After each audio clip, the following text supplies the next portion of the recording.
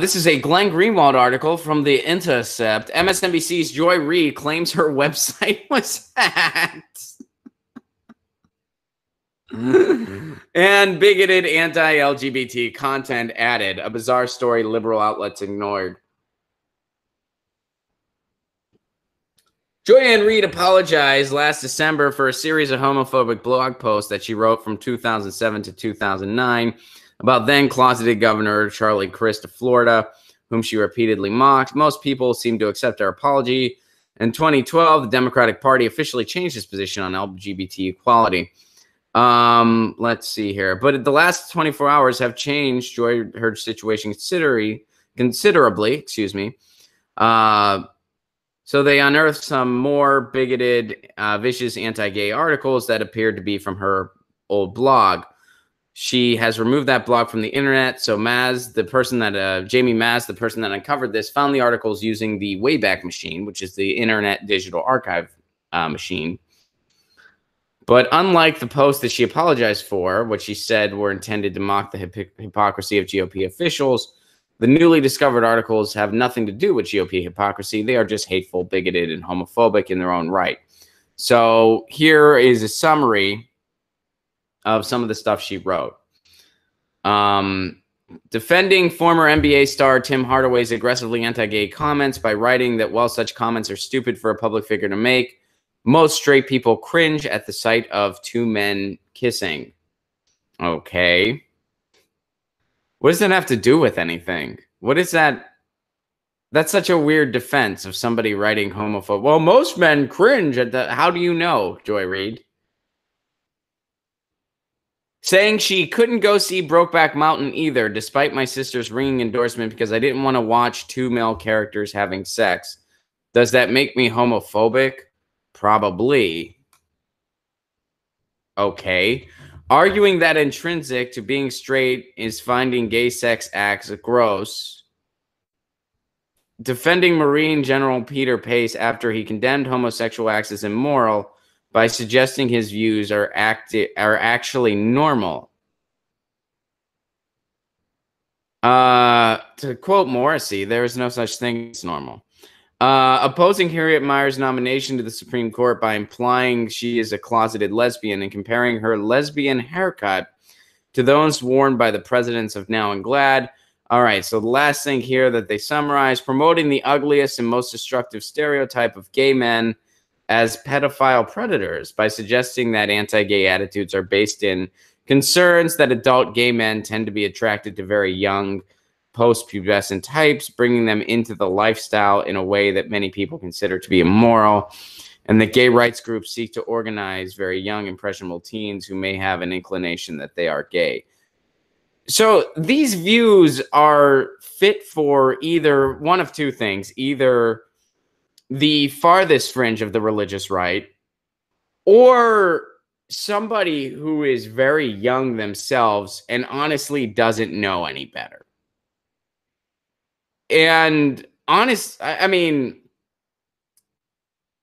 I was further, and and I'm not speaking for everybody. I'm not trying to, but these views are so juvenile, like so painfully juvenile. I mean, by the time I was 9, I would have read this and been like, "This is disgusting." And I'm not trying to pat myself on the back. I'm just being real here. Like, these are the most juvenile views. And, all right, so let's move on here. The meat here is she's claiming she denied that she ever wrote them, or at least she denied writing some of them. How then did they end up in a blog under her name? Well, according to Reid, she was the victim of hackers. Somehow, nefarious disinformation agents managed not to hack not her blog, but rather the Wayback Machine and its digital archive.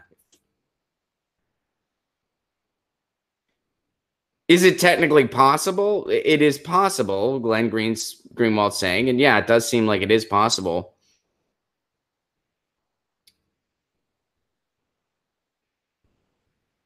So she's saying that they hacked the Wayback Machine. You know what's funny? When this all came out, and I was aware of this when it came out yesterday, a friend of mine tweeted, I was going to make a joke that Joy Reid is going to blame Russian hackers for these blogs, but the Democratic Party already beat me to it. My friend Brian tweeted that out, and I responded to him, and I said, the difference is you're trying to be funny. They're not. They literally blamed Russia. They actually blamed Russia for her tweets. Platypus, thank you so much for the Super Chat contribution. Thank you very much. I appreciate that. So, well, what do you guys think? Was this? I mean, as much as I do not like Joy Reid and her points of view and what she expresses, and by the way, she was singing a totally different tune. I actually like what Joy Reid had to say, about Hillary Clinton in 2008. Versus 2016 were way different. And when she pointed out the racism in Hillary Clinton's campaign, she was spot on. She was right on in regards to that piece of information. Then she got paid a lot of money to change her views.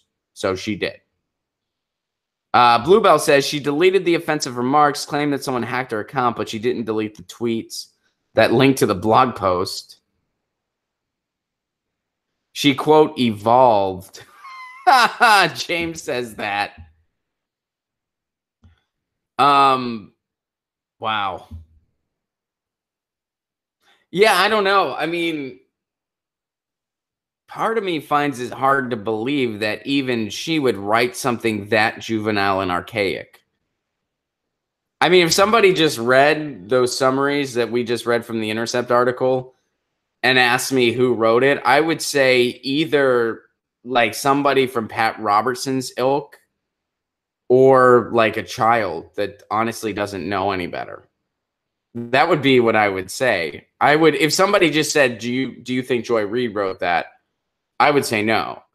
And this is coming from somebody that is not a fan of her work at all. I'm not a fan of Joy Reid's work at all. I'm not a fan of what she's doing. And furthermore, I really, Frederick kind of beat me to what I was just about to say. She'll say anything at any time. Her views are bought and paid for. So maybe somebody was buying her views in this, for instance. And I'm not saying I buy her story that she was. I think she probably wrote these. Yeah. I think she probably wrote these. I doubt that somebody with that type of power would think, I know what I'm going to do. I'm going to hack the Wayback Machine and make Joy Reid look bad just in case somebody else tries to look for it. Bluebell points out, do we have a Verit code for those blog posts? Then we can know whether or not they're legit, right? So I don't buy her story that she was hacked. I think that's a comical joke. But is it possible? Sure.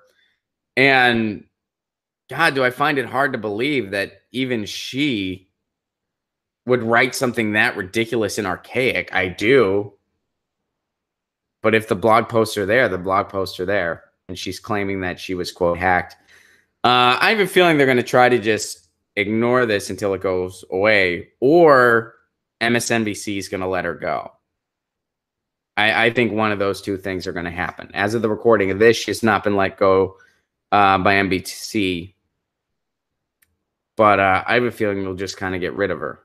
I mean, at this point, the Democratic establishment, their only claim is that they're not homophobic. Even though, by the way, Hillary Clinton didn't come out for gay marriage until about 2013, 2014. The Democrats used to laugh at Dennis Kucinich when he was for gay marriage and gay rights. They laughed at him. Joe Biden was against it in the debates. Barack Obama, quote, evolved on it. And by the way, what do they mean by evolve? They mean that public opinion forced them to change their archaic views. Public opinion forced them. They didn't want to. They had to. They swayed in the wind along with what they thought they had to say to get elected. The people that were actually standing for these issues when it wasn't popular to do so, they're the people that actually stand for something. Dennis Kucinich, actual progressives. Not Joy Reid, not Hillary Clinton, not Barack Obama, not Joe Biden. So yeah, I totally think Joy Reid wrote these blog posts. I don't buy her story that she was hacked. I do find it hard to believe that even she wrote something so ridiculous and archaic. But again, it's hard for me to get into her mind because all of her views are completely paid for. Her views are bought and paid for. So it just all depends on who the buyer was. It all depends on who the buyer was.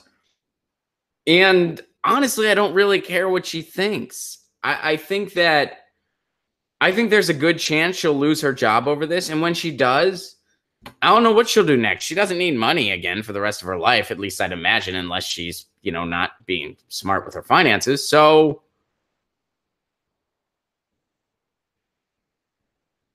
whatever. If she loses her job, we'll never think about her blogs ever again. The only reason we think about them now is because she has a very powerful megaphone, and that megaphone is bought and paid for. So, yeah, that's my take on that. Does anyone just for the sake of it, does anyone think that Russia hacked? Does anyone think Russia hacked the Wayback Machine to make Joy Reid look bad? Does anyone think, what we need to do? We need to make MSNBC personality look like she doesn't like gay people. She said homophobic things before. We need to make it sound more homophobic. And we need to do so in Wayback Machine. Why should we do that? Just because somebody will come look for it. And then they'll be like, oh, she's more homophobic than we realized. And then failed businessman can be president for more time. Is that what they want us to believe? It adds up to me. Totally adds up to me. There's no holes in that theory. Good job, Joy Reid. Way to go. Hey guys, thanks for watching. That was a clip from Get Your News On with Ron, the world's first viewer-curated streaming news show. What does that mean? That means I log on to a stream and people tweet me articles over on Twitter at Ron Placone, or they use our Reddit subsection, which is just Get Your News On with Ron over on Reddit. And that's how we build the show. I'm seeing all these articles for the first time. We are literally getting our news on together. Follow me on Twitter at Ron Placone so you can participate. And this show streams live every Tuesday through Friday at 10 a.m. Pacific Standard Time. So please do tune in. If you want to support this show, you can do so over on patreon.com/Ron Placone, where for as low as $1 a month, you get access to exclusive podcasts every week, exclusive videos, free tickets to shows when I'm performing in your town, and more for as low as $1 a month. Please do consider it. Thank you so much for your support. This has been Get Your News On with Ron.